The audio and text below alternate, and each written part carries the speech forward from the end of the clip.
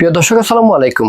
বর্তমান বিএনপি সরকারের সময়ে ভারত বাংলাদেশের সম্পর্ক নতুন সমীকরণে গড়ে ওঠার প্রশ্নটি মূলত নির্ভর করে আঞ্চলিক ভূরাজনীতি, নিরাপত্তা, অর্থনীতি এবং কূটনৈতিক ভারসাম্যের উপর। আজকে আমরা এই বিষয়টি কয়েকটি ভাগে বোঝার জন্য চেষ্টা করব। প্রথমত, ঐতিহাসিক প্রেক্ষাপট। বাংলাদেশ ভারতের সম্পর্ক ঐতিহাসিকভাবে ঘনিষ্ঠ হলেও বিএনপি শাসনামলের সম্পর্ক তুলনামূলকভাবে বেশি সতর্ক এবং ভারসাম্যপূর্ণ ছিল, কারণ বিএনপি সাধারণত জাতীয়তাবাদী দৃষ্টিভঙ্গি থেকে ভারতের সাথে সম্পর্ক পরিচালনা করে। দ্বিতীয়ত, কৌশলগত ভারসাম্য। বিএনপি চেষ্টা করতে পারে ভারতের সাথে সম্পর্কের সাথে সাথে মার্কিন যুক্তরাষ্ট্র, চীন এবং মধ্যপ্রাচ্যের দেশগুলোর সাথেও সম্পর্ক জোরদার করতে, একক নির্ভরতা কমিয়ে মাল্টিভেক্টর ফরেন পলিসি গড়ে তুলতে।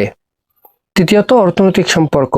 বাংলাদেশের সাথে ভারতের যে বাণিজ্য ঘাটতি রয়েছে, সেই ঘাটতি কমানোর জন্য বর্তমান সরকার কাজ করতে পারে। এছাড়াও বাংলাদেশে ভারতের বিনিয়োগ থাকলেও পারস্পরিক সুবিধার বিষয়টি নতুন করে আলোচনা হতে পারে।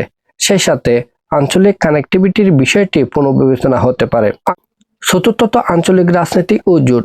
দক্ষিণ এশিয়ায় নতুন শক্তির ভারসাম্য তৈরি হতে পারে। এছাড়াও সার্ক এবং বিমস্টেকের মতো প্ল্যাটফর্মগুলোতে ভিন্ন কূটনৈতিক অবস্থান দেখা যেতে পারে। সম্ভাব্য চ্যালেঞ্জ। 2001 সাল থেকে 2006 সাল পর্যন্ত বিএনপির নেতৃত্বাধীন 4 দলীয় ঐক্যজোট সরকারের সময়ে ভারতের সাথে যে সম্পর্কের অবনতি হয়েছে, সেই অবনতি বা সেই শীতল সম্পর্ক কিভাবে উষ্ণতায় রূপ লাভ করে তা দেখার বিষয়। তবে বাংলাদেশের অভ্যন্তরীণ রাজনীতিতে ভারত ইস্যু নতুন করে বিতর্কের কেন্দ্রে চলে আসতে পারে। এছাড়াও সীমান্ত এবং পানি ইস্যুতে বাংলাদেশের রাজনীতি আবারও গরম হতে পারে। সম্ভাব্য সুযোগ। সম্পর্ককে সমতার ভিত্তিতে পুনর্গঠন, বহুমুখী কূটনীতির মাধ্যমে বাংলাদেশের দর কষাকষির ক্ষমতা বৃদ্ধি এবং আঞ্চলিক শক্তিগুলোর সাথে ভারসাম্যপূর্ণ সম্পর্ক বজায় রেখে ভারতের কাছ থেকে অর্থনৈতিক সুবিধা আদায় করতে পারে বর্তমান বিএনপির নেতৃত্বাধীন সরকার।